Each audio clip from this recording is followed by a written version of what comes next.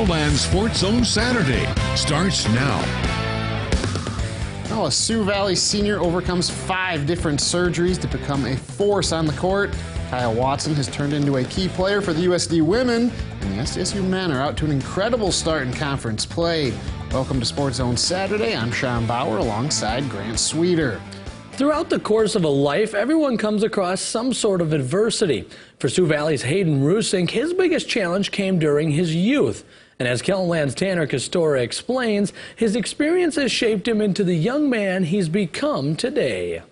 I often call him my hero, and sometimes when things get tough in my life, or I have to deal with some situations that aren't the most fun, I often reflect on what he went through. Sioux Valley senior forward Hayden Ruesink, now a flourishing athlete on the high school hardwood, who nearly never had his chance. 5th grade year, my knee just started to swell up for a random reason. It just started swelling, and we had no clue why. We are icing it, and we were doing like things called contrast baths, where I go hot, cold, and keep switching for like 5 minutes, and nothing was working. We finally went into the doctor, and they said, well, you're gonna have to have surgery. It's PVNS, which is pigmented nodular synovitis. It's basically non-life-threatening tumors. 2 years later, that swelling would return. Ruesink would undergo a second surgery. Then just 2 months later, a third. His doctors would refer him to Mayo Clinic.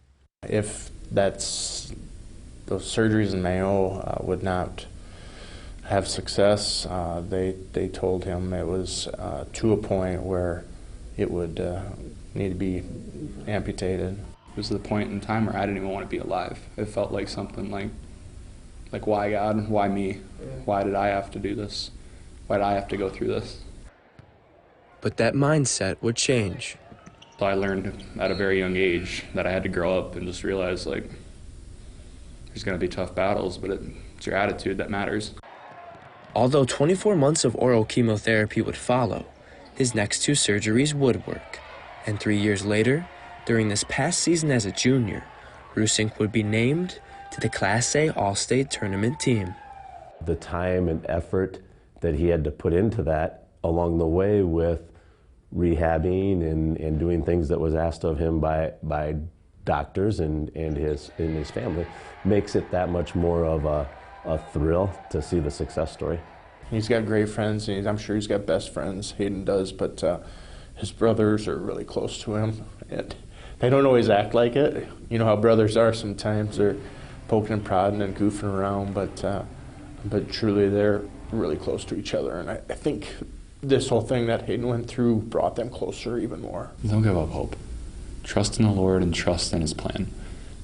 This is all happening for a reason. It's not something that's just happening just to you. Everyone's struggling. But you got to trust the process. You're going to come out greater. In Volga, Tanner Castora, Kellenland Sports. Ruesink is committed to play basketball at Dakota Wesleyan next year. Hayden and Sioux Valley are back in action this evening at the Hanson Classic, where they'll face the T-Area Titans. Yeah, and after missing most of her first season at USD due to injury, former Rapid City Stevens standout Kyle Watson has played a big role in the Coyote women's 8-0 start to Summit League play. While much of her success can be attributed to her skills and natural abilities on the court, some lessons she learned from the sideline last year have also played a big part. Kyle Watson has started in 17 of USD's 18 games in her second season in Vermilion. She continues to progress week by week, and it's fun to watch her when the kind of the light bulb goes on and she goes, oh yeah, now I understand, I get it. Yeah, this is fun. So it's been really exciting, and I still think her best days of basketball are still really far into her future. At this time last year, though, Watson was left watching her team from the sideline as a foot injury limited her to just 9 games and kept her out until the Summit League Championship. Hearing the news, it was, sad, like getting hurt my first year and everything, knowing that I'm gonna have to sit out. Helping her through that injury was teammate Monica Ahrens, who missed her entire senior season due to injury as well.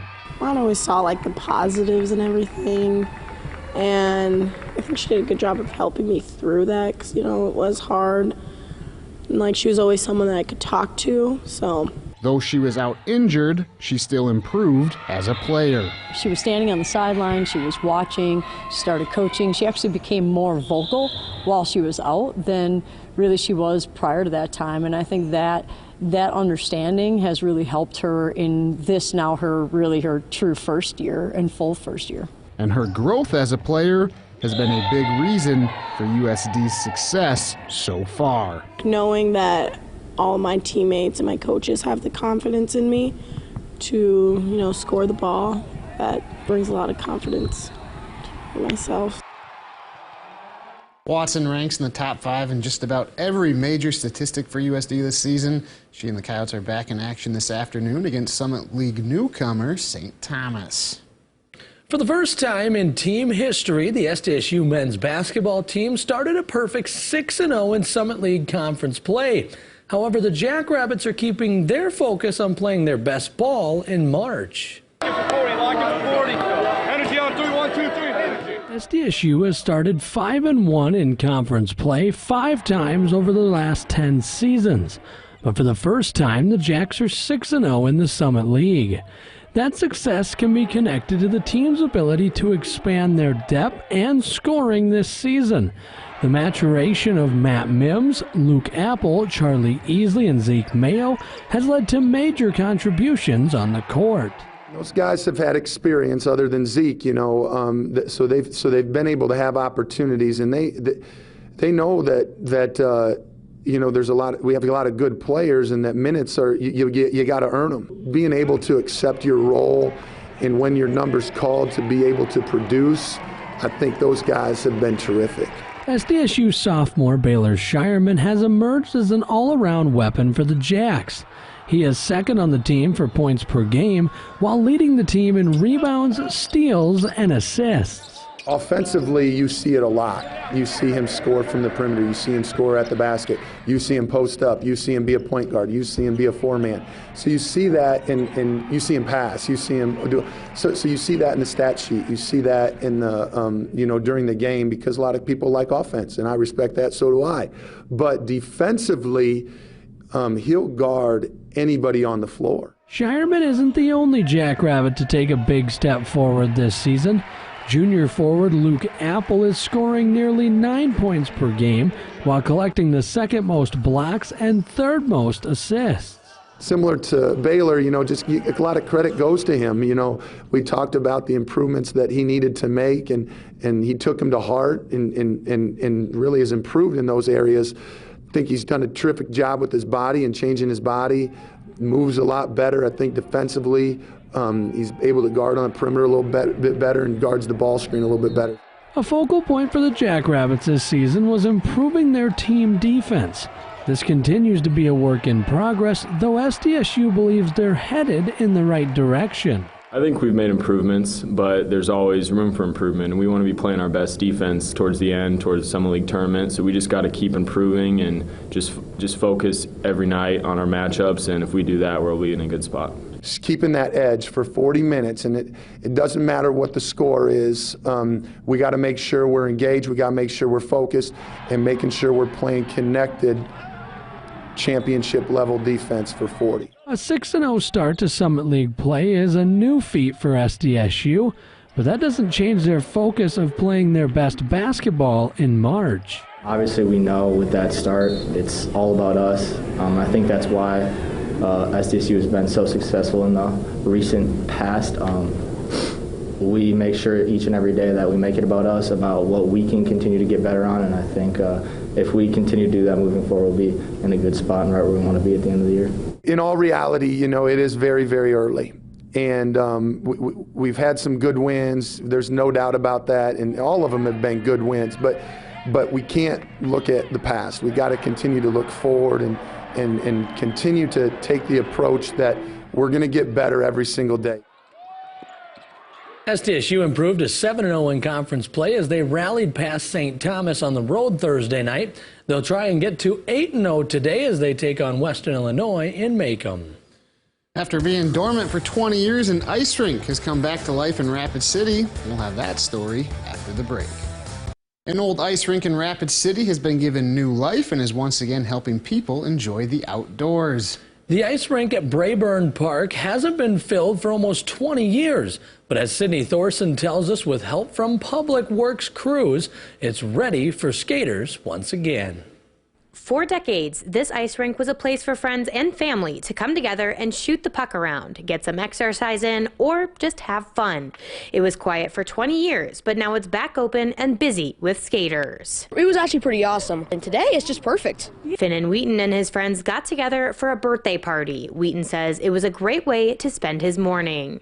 We had one of my buddies named Chiron, and he had his birthday here, and he invited me to come here. So we went around just skating and having fun, playing games. It was actually a pretty fun day. Taylor AURINGER came to the rink to get in some peaceful exercise. Just gonna see how long I can go, mess around with the puck, have some fun. So the ice rink is located at Brayburn Park on the west side of Rapid City. AURINGER says the location is perfect. It's quiet. You get the cliffside, you get the stream, you get nature while you get a little bit of exercise and enjoy the activity ice skating. So you won't just find skaters here at Brayburn Park, but also plenty of dogs. When the ice rink wasn't flooded over the last 20 years or so, Brayburn Park was mainly a place for dogs and their owners to get outside and play. Such a beautiful spot as well. You get to be around dogs, and it's about as good as it gets. So AURINGER says that's how he stumbled upon the rink. Driving to and from on 44, always seeing it, thinking, oh, it's just part of the dog park. Then got a wild hair and decided to stop this year, and turns out it is an ice rink. The repairing of the ice rink is all thanks to the Rapid City Parks and Recreation Department. Scott Anderson says it was a big project for the crews that started a couple years ago. Had some guys interested in it and decided to fill it up and see how it would work. We pump water out of the creek, so it really doesn't cost anything, and had it filled up that first year, and it had some stuff we needed to do with it a little bit. So the crews pieced the rink back together.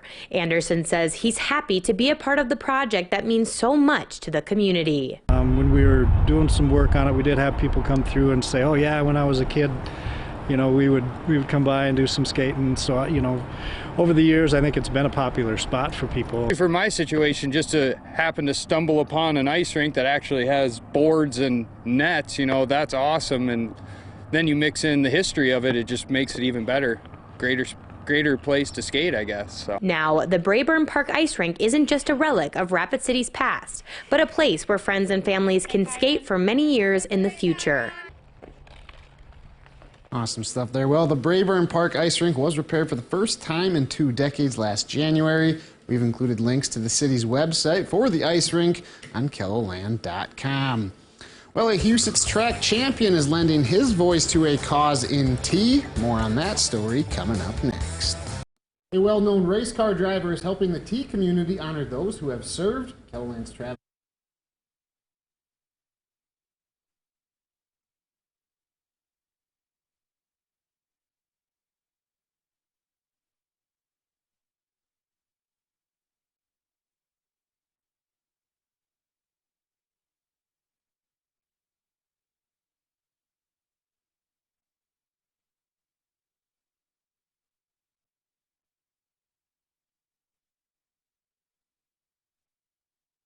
A well-known race car driver is helping the T community honor those who have served. KELOLAND's Travis Fossing has more. The T Veterans Memorial is a project years in the making. It's just a matter of finding the people and the resources to get it organized, because this is a year we're going to get it done.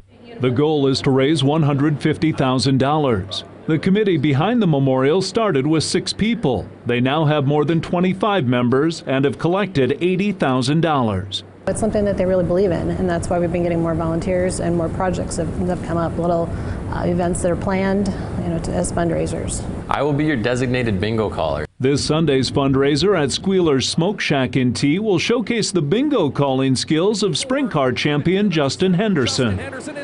There's many reasons for me to be involved. Also, it's part of your civic duty. I mean, if there's anything that I could do for our veterans in this area, I appreciate all they've done to allow us to be here today and speak freely. With fundraising more than 50% complete, the committee hopes to break ground by Memorial Day and dedicate the memorial by Veterans Day.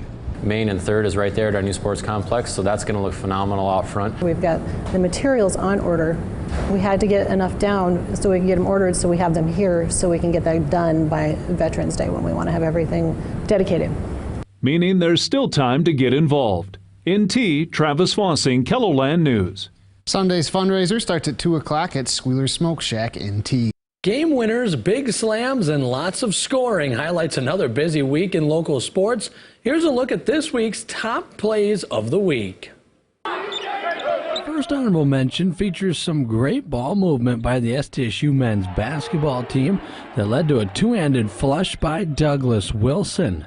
The Jackrabbits would cruise past Denver 80-62. The second and final honorable mention goes to the USD men's basketball team. The Coyotes connected on a D1 era team record 17 three-pointers, including 4 from Cruz Pero Hunt.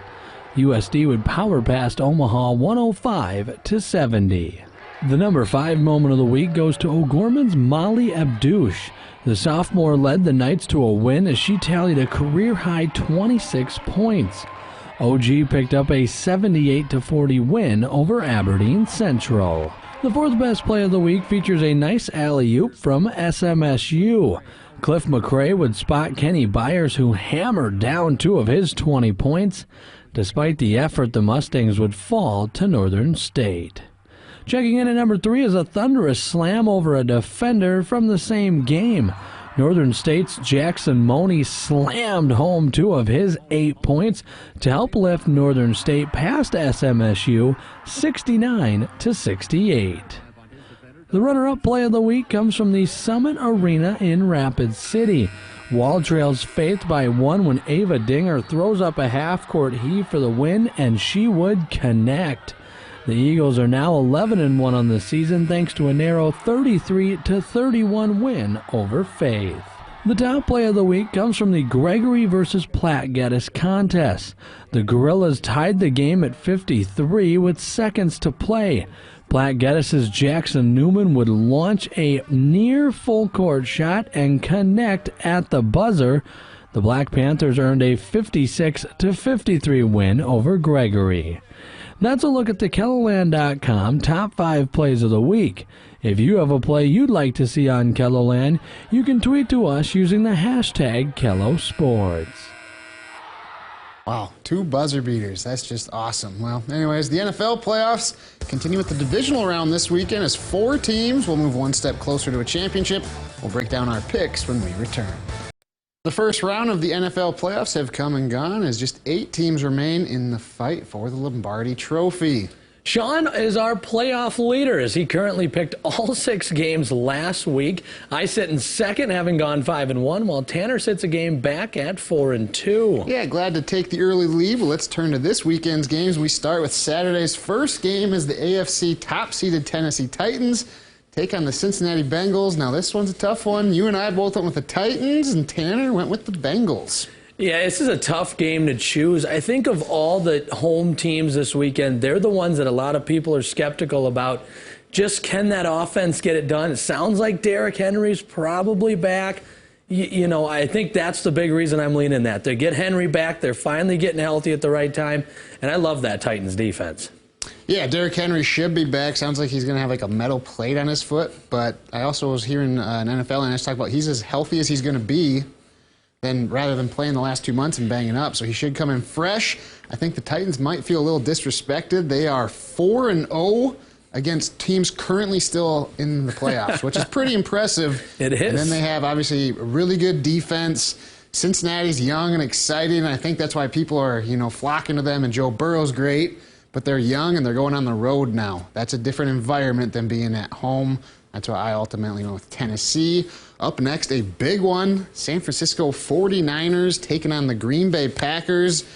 You and I both went with Green Bay. Tanner, once again, going upset here, trying to make up some ground, maybe going with the Niners. Maybe that's what he's trying to do. I know this is a tough one for me, too, but coming into the playoffs, I felt like of all the teams in the NFC, the Packers were the team that kind of distance themselves above anybody because there really isn't much distance between them. And so I think the Packers just playing really good. That defense is finally, a top 10 defense with Rodgers the way he's playing.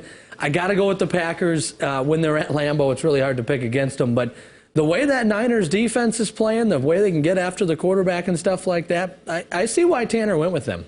Yeah, Zadarius Smith's supposed to be back for Green Bay this weekend after missing basically the entire season. But for San Francisco, they get Nick Bosa, Jimmy G's back, and Fred Warner. So those are big keys. But there's something. San Francisco just always matches up well with Green Bay.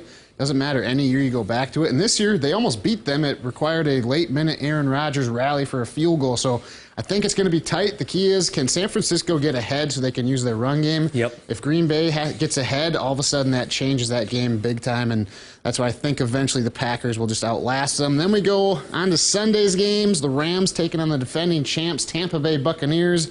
No surprise, I don't think any of us are betting against Tom Brady. Tampa Bay, they have some question marks on their offensive line. Tristan Wirf's a little banged up. How does he deal with that Rams front? But the Rams are going to be without starting left tackle Andrew Whitworth. Tampa Bay's also got a pretty good front. So I think ultimately that's going to be a bigger role there. And then I think Matthew Stafford, if he doesn't take care of the ball, I don't think the Rams have a chance. Well, this game, and we all went Buccaneers, but the Rams could still win too. I mean, they have the roster to do it. I think it's just going with the team that's at home, the team that's got the better momentum, and the team that's got Tom Brady, who's just Mr. Clutch when it comes to the playoffs. We haven't seen that from Stafford yet in his career. Yeah, and then I think Sunday night's game, Bills at Chiefs, I could have gone either way. I'm really excited to watch this matchup, Josh Allen versus Patrick Mahomes. I just went with the Bills because, they looked really good last week. They've beaten the Chiefs once already this year, and I think they're hungry to prove that they belong in this conversation. No question, and it's just another good game. I think all 4 games are going to be really good this week, but the way Josh Allen is playing, he's playing at a level better than I think Mahomes right now, and I think that's going to be key. Not to mention, I like the Bills' defense over the Chiefs. Yeah, I think last week I was very confident in all 6 of my picks. This week, I'm not confident in any of them. No. I think it's just the matchups are just that much 4 better. really good games, yes. We shall see how they roll and see who moves on to the championships next week. You can get involved by voting in the fan polls on the KELOLAND Sports Twitter account. You can also see all of our picks on this story on KELOLAND.com. And we'll take a look ahead to the week's sports calendar when we return. You're watching SportsZone Saturday. And welcome back to SportsZone Saturday. Before we leave, let's take a look at the upcoming week's sports calendar. We start with 3 games actually going on today in boys basketball. We have number 1 versus number 2 in all 3 classes. Second-ranked O'Gorman boys host number 1 Roosevelt in AA hoops at 4:30. Then out at the Hanson Classic, top-ranked Dakota Valley takes on number 2 St. Thomas More in boys A hoops. And then the nightcap out at the Corn Palace, it'll be Class B number 1 DeSmet taking on Class B number 2 White River. So plenty of action there. And then coming this upcoming week, plenty going on, including a Summit League men's showdown between NDSU and USD. These two have not played this year after COVID postponed their initial game up in Fargo, so they'll meet for the first time Thursday night at 7 in Vermilion. For sure, we'll have coverage from all those 3 high school matchups this weekend on KELOLAND News. Thanks for tuning in to another edition of SportsZone Saturday. Enjoy the rest of your weekend. We'll see you back here next week.